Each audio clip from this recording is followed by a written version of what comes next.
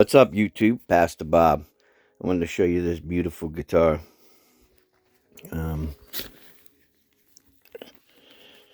fingerprint. Oh, I gotta rub it off. So this is Jaymz Tempest guitar. Now this was a special color that they came out with. It was at Namm 2024 on display. Shout out to Bull Shredder. I picked it up from him. He got a few of the display models from Jaymz when he was there, and this is one of them. I got two this year. Has a rosewood fretboard. Has a curly maple top. I mean, they did a nice job. I mean, what can I say? You know, I mean, I'm a guitar builder, and I can tell you it's nice. Active pickups. Got a full-size block in the back. Nice. Nice contoured heel joint.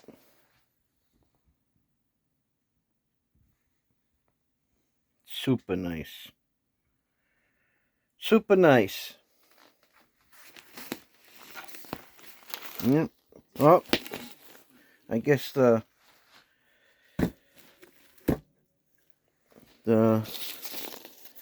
bass guitar player crack came loose in the bag, but that's not too cool, though. I guess we'll have to dump that out. Yikes. Came with a nice bag. No complaints. Nice looking guitar. Frets. Excellent. Excellent job on the frets. Need a little setup for me. Nice though. Active pickups. 3-way selector switch. 2-point trim. Floating trim, which needs to be adjusted. Outside of that, what a nice, beautiful guitar. That's a freaking sweet looking guitar, ain't it? Good God almighty. Yep. She's pretty. She sure is. That's unique how they did these side markers like this. Got a double down here. That takes a little bit of skill. CNC or not. That's skill, because you see that right there? Let me bring you in close. That is real close, right?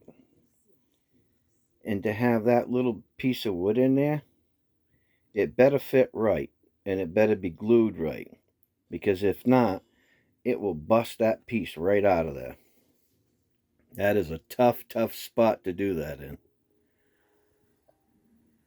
Man, absolutely. Positively, niceness. Beautiful. Absolutely beautiful.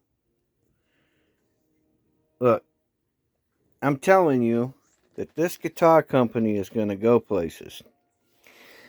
In the world of ongoing competition in the market of guitars, and the way that I see guitars are right now, I mean, there's all kinds of stuff going on. The battle of the selling of guitars on Reverb. I mean, there's some crazy stuff going on Reverb.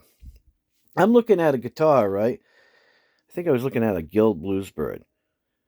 And then I was looking at another guitar too. Next thing I know, I wasn't even... I mean, I don't know how do they get your information to know that you're actually looking at a specific type of guitar? I mean, I didn't even have anything to do with these people. And they sent me an offer, and I'm like, who are these people? How did they get my information? That's kind of weird, you know? I mean, there should be some sort of privacy when you're looking. I mean, if you're looking at a certain person's guitar and you want to make an offer and you're watching it, that's one thing. But to have a bunch of other people, you know, scanning in on you. Oh, yeah, he's looking at that guitar. Ooh, let me send him an offer. That's like trying to undercut somebody else out of a deal. That ain't cool. That's not cool business, man. I'm sorry. You know, I mean, I know it's a dog eat dog world, but there should be some morals and ethics going on when you're doing sales, especially if it's on a place like that, Reverb. I was like, oh my God, it's crazy. And, that just gives, people a bad taste in their mouth about doing business in certain places when they do things like that. That's just not right, you know? And that's why I'm glad that there's other guitar companies coming out, guitar builders. And it doesn't matter where they are. Look, do you think a CNC machine cares if it's in China or if it's in Indonesia or if it's in America or Japan or Mexico? Absolutely not. That machine does not care at all. It has no feelings. All it wants is some wood. Give me the wood. I cut the wood for you.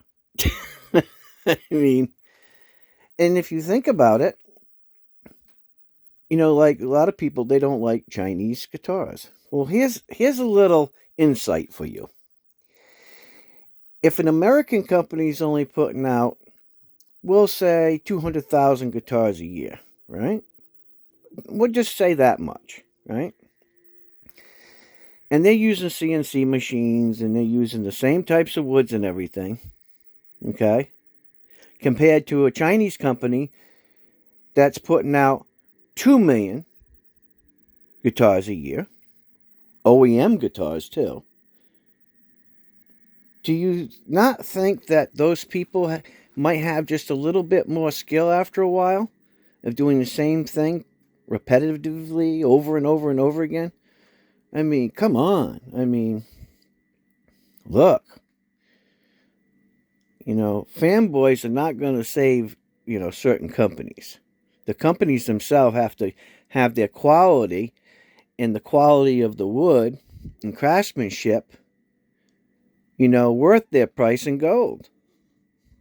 That's just how it is. Otherwise, you're going to be able to purchase guitars like this that are really nice. Now, whether this is a veneer or not, I mean, I have veneers. Matter of fact, I'll show you. If you guys haven't seen it, I'll show you a veneer.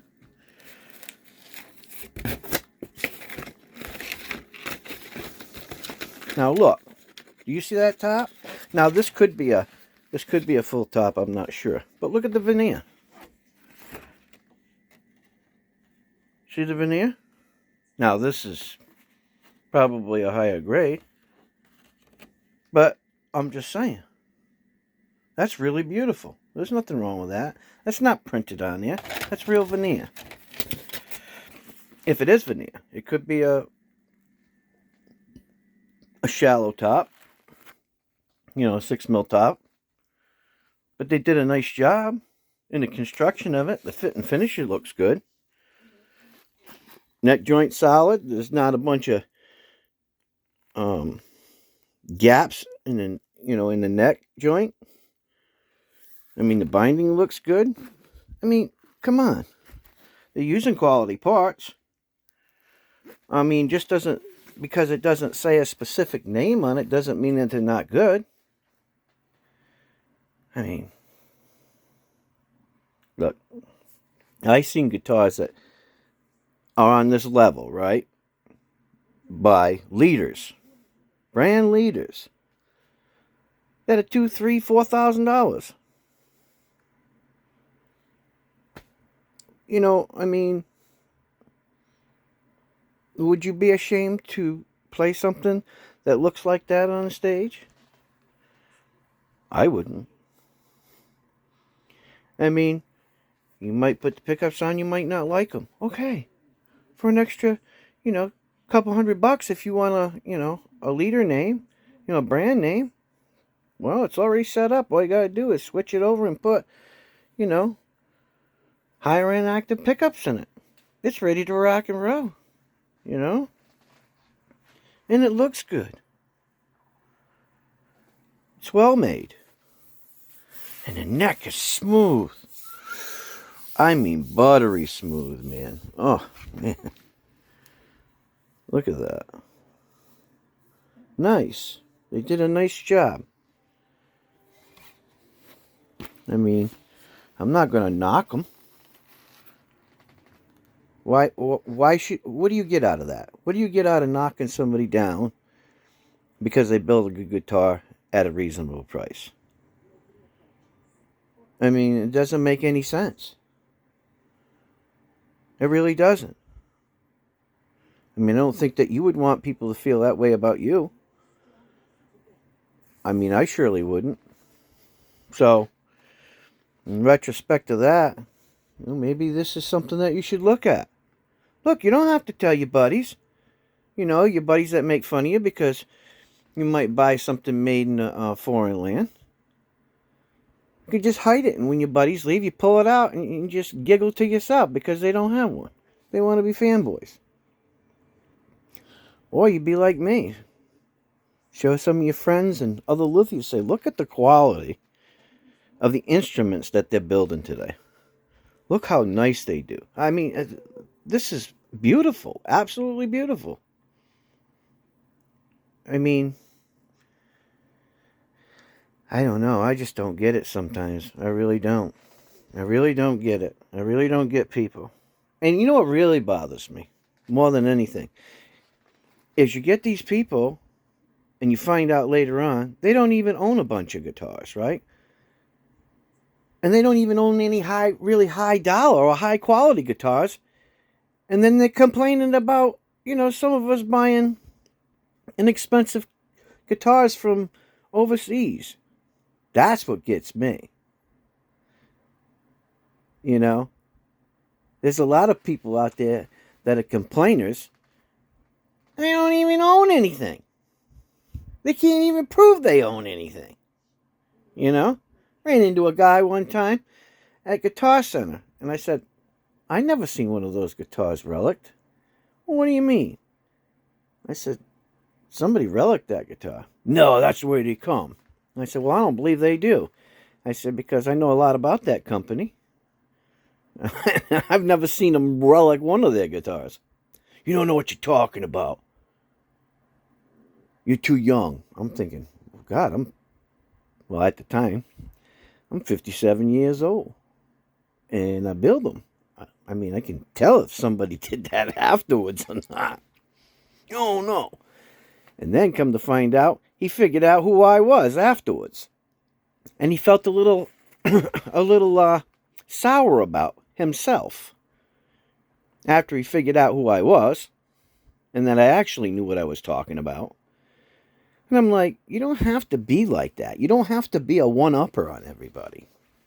That's not how the world works, There's a lot of people out there, they throw their money around like they're the greatest thing since Swiss cheese. Like, big deal. Okay, so you own a 1959 Les Paul. That's worth $250,000 or $500,000. Okay, fine and dandy. You own one. Big deal. Guess what? You're going to die just like the rest of us. And that's one thing that you can't outrun. So, that's what makes you happy. And you have the type of money to buy that stuff. God bless you. Enjoy it. But the difference between them people and me is if they drop their $500,000 guitar, well, the price just went down. I dropped my $300 or $400 or $500 guitar. Oh, well, I fix it and keep playing, I don't know. I just don't get it sometimes, guys. I really, really don't. I watch I listen to these people. Oh, my God. I was like, I cannot believe the way the world is today.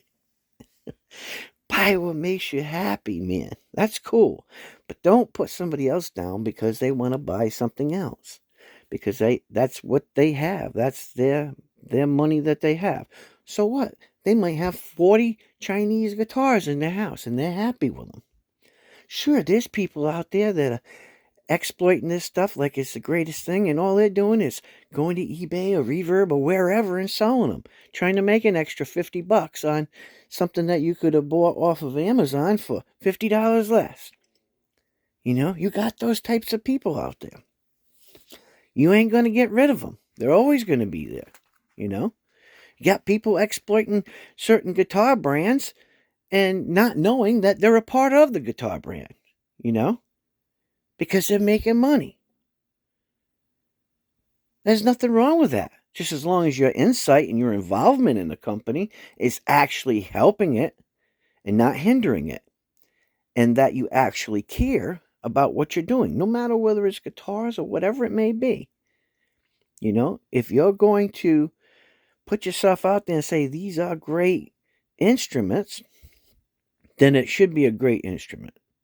If you say it's a good instrument, then it should be good. And I see a lot of people out there, you know, they like these guitars. And I agree with them. They are well made.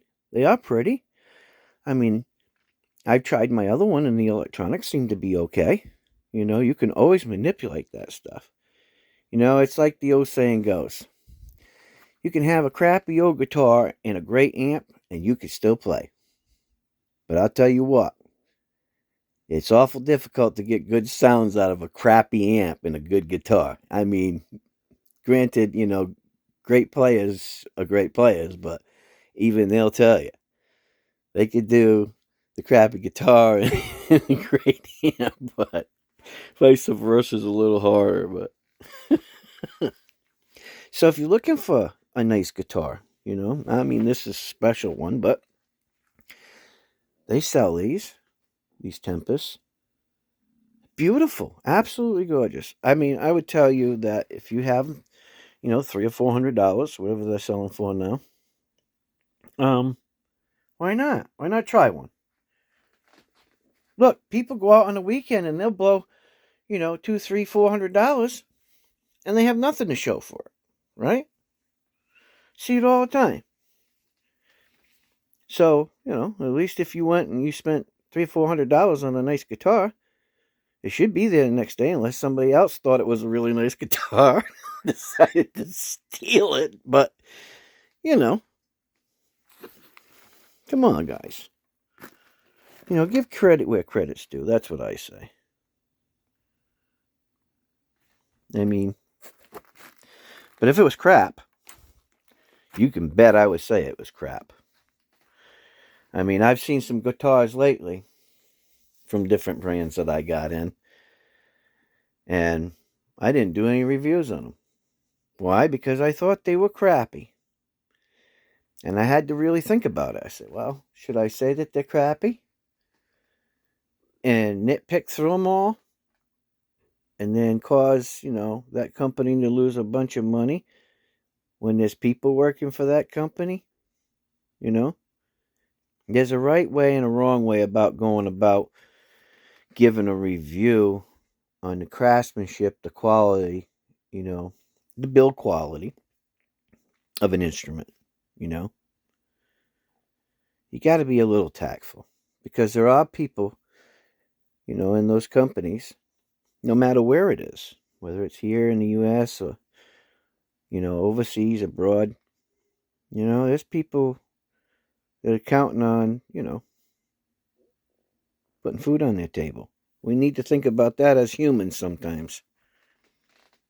Not put the ass hat on and just be ignorant. I don't believe in that. But, you know, if we can, you know, be cordial about it and tell them the little things that they need to fix, maybe, you know, nobody's done that for some of the companies, you know. One thing I do know is this company by Leo Jaymz. I do know there's a lot of people out there that give him feedback, you know, and he listens. That's a big thing in a guitar company, you know, that you listen. And when you listen and you do those things, people notice that. And when people notice that, they'll continue to purchase those guitars, whether they really need them or not. They really like them. And they don't mind supporting a person that actually cares about the art. Because it's more than just playing a guitar. You know, there's a lot more that goes into it, right? You know, when I build a guitar, I put my love into it. I mean, I don't have a CNC machine and all that stuff. I do it all by hand. So the build quality is different and how it's done is different. Now, the end product, I mean, it's going to be a one-off, right? Because I'm doing it. Now, even in the case of this guitar, it's a different color, right? I mean, there's plenty of Tempest, but it's a different color. So because it's a different color, it makes it unique. Does that mean that Leo Jaymz won't release this color? No, it doesn't. It just means that this was the first one on display, that's all. And I like to get in on that kind of stuff. I mean, I have, some prototype ESP LTD guitars that I got from Namm years back.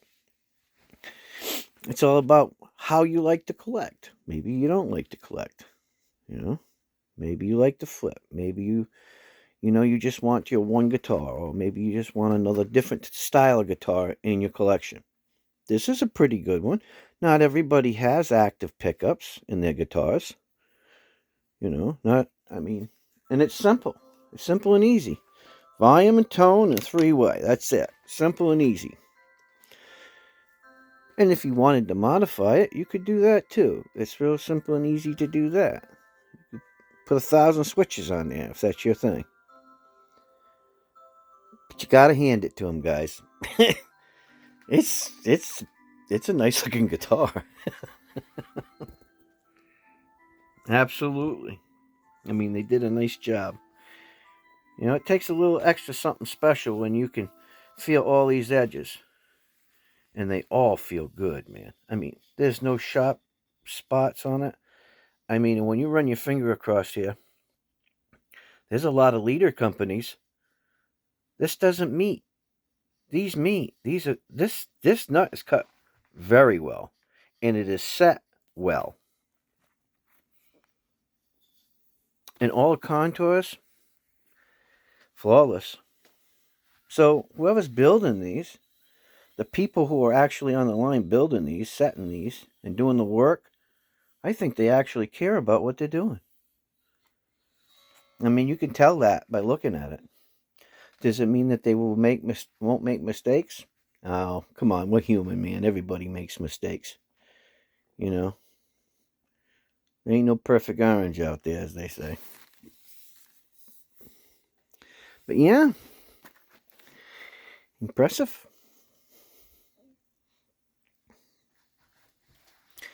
So anyways, give a shout out to Bold Shredder. Appreciate it, Richard. Another nice guitar.